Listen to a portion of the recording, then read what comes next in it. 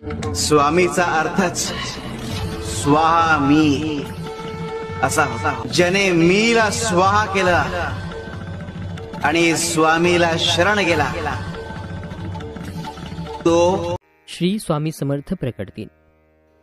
उधळा गुलाल, वाजवारे नगारे, त्रैलोक्याचे स्वामी आज धर्तीवर आले.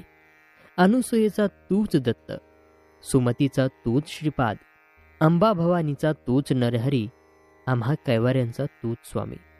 अशक्य हे सारे करीतो शक्य, एका क्षणात. भिवू नकोस मी पाठीशी आहे, असे सदा सांगे आम्हास. श्री स्वामी समर्थ महाराजांच्या प्रकट दिनाविषयीची खरी हकीकत. स्वामी समर्थ महाराज कधी आले, कुठून आले, ते कोण होते याबद्दल कोणालाच काही माहिती नाही. पण स्वामीसूत नावाचे त्यांचे एक अतिशय महान भक्त होऊन गेले. त्यांना स्वामी समर्थ आपला मुलगा मानायचे. त्यांच्या अनुभवावरून आपल्याला समजेलच की स्वामी कसे प्रकटले. तर स्वामींच्या प्रकटण्याची हकीकत आता चला आपण पाहूया. शेकडो वर्षापूर्वी एक पंजाब प्रांतात हस्तिनापूरपासून 12 कोस म्हणजे जवळपास 24 किलोमीटर अंतरावर छेलीखेडा नावाचे एक गाव होता.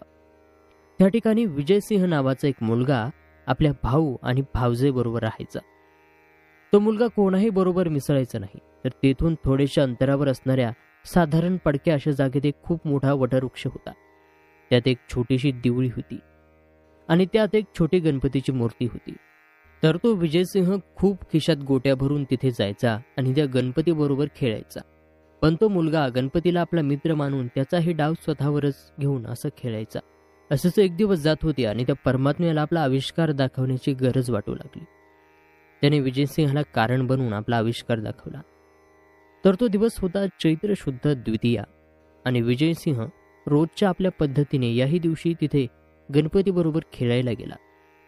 पण आज अचानक त्याच्या मनात आले की रोज आपणच खेळतोय आणि आज याने पण खेळायचे.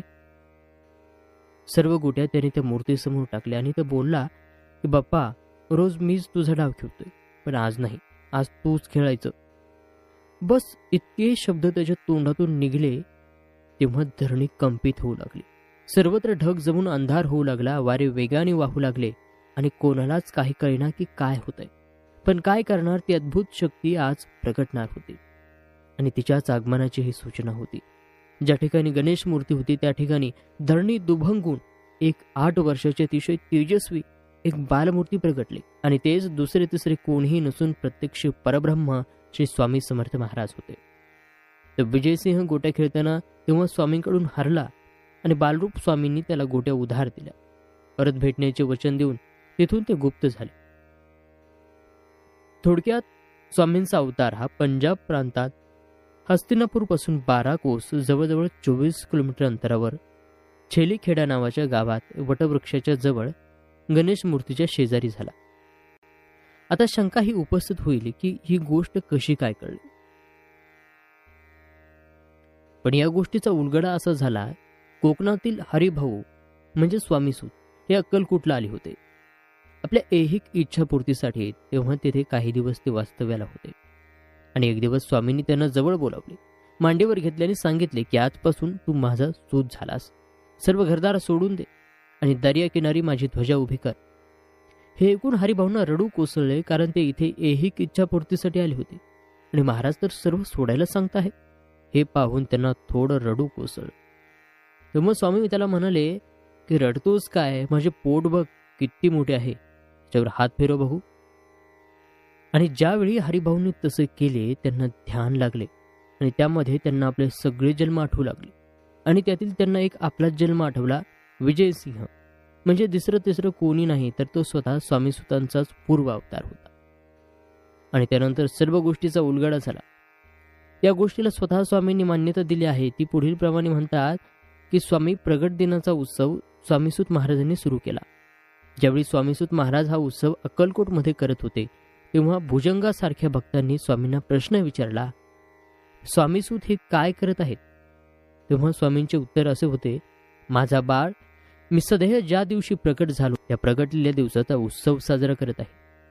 नाना रेखे नावाच्या अहमदनगरचे स्वामी भक्त होते. ते स्वामीसूतांच्या सांगण्यावरून अक्कलकोटला आले होते. तर ते पिंगला ज्योतिष विद्येत पारंगत होते. स्वामींनी त्यांना आज्ञा केली की ही माझी कुंडली बनव. तेव्हा त्यांना खूप आनंद झाला आणि त्यांनी लगेचच कुंडली बनवण्याचं काम सुरू केलं आणि काही दिवसातच कुंडली बनली. तेथील स्वामी प्रगट होण्याचा मजकूर हा तुम्हाला सांगितला त्याप्रमाणेच होता.